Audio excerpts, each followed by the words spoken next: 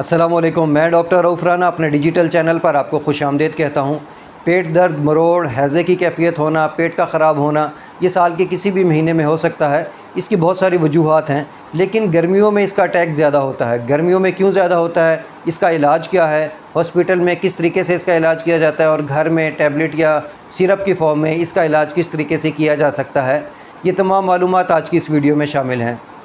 पेट दर्द, मरोड़ गर्मियों में ज़्यादा होने की 3 वजूहात हैं। इनमें नंबर 1 वजूहात ये है कि हमारा जिस्म अपने बॉडी के टेम्परेचर को मेंटेन करना चाहता है, इसलिए वो जो ब्लड है उसका फ़्लो स्किन की तरफ ज़्यादा करता है ताकि जो खून है वो ठंडा रहे।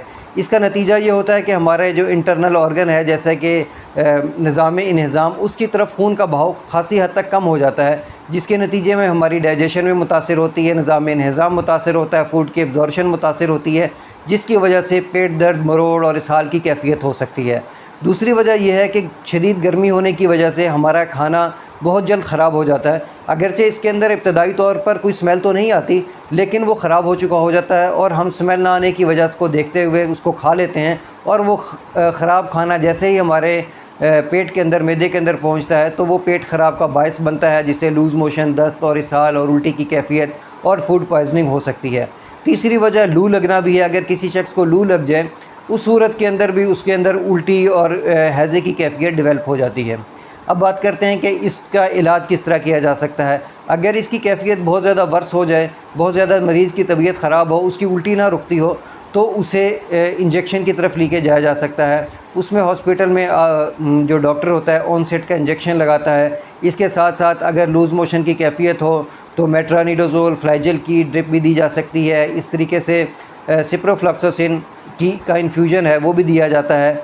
और इसके साथ साथ अगर डिहाइड्रेशन हो गई हो तो रिंगर लिक्टेट की जो ड्रिप है वो भी मरीज़ को लगाई जाती है। ये एक चॉइस ऑफ ट्रीटमेंट है, इसमें कुछ रद्दो-बदल भी की जाती है और डॉक्टर मरीज़ की कैफ़ियत को देखते हुए इस जो अद्वियात है उसका इंतखाब करता है।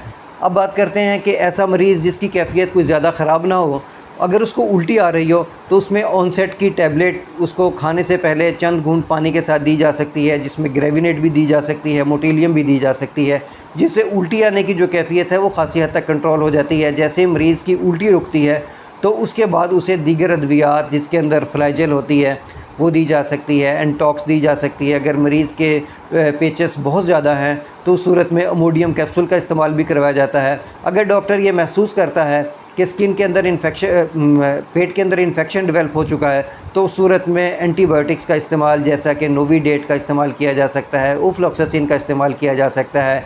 एंटीबायोटिक का इस्तेमाल डॉक्टर मरीज़ की कैफ़ियत को देखते हुए करता है और डॉक्टर आपको उस मतलूबा दिन बताएगा कि आपने इस दवा का इस्तेमाल 3 से 4 दिन या 5 दिन करना है। इसको देखते हुए इस मरीज़ की ट्रीटमेंट की जाती है। और इसके साथ साथ मरीज़ में एक बात गर्मियों के मौसम में ज़रूरी होती है कि उसमें ORS का इस्तेमाल बहुत ज़्यादा करवाया जाता है ताकि मरीज़ लूज़ मोशन या उल्टी की वजह से डिहाइड्रेशन का शिकार ना हो। मुझे उम्मीद है कि मेरी ये मालूमात आपके लिए फ़ायदेमंद होगी। अल्लाह आपको और आपके तमाम अहले खाना को सेहत वाली ज़िंदगी अता करे। अल्लाह हाफ़िज़।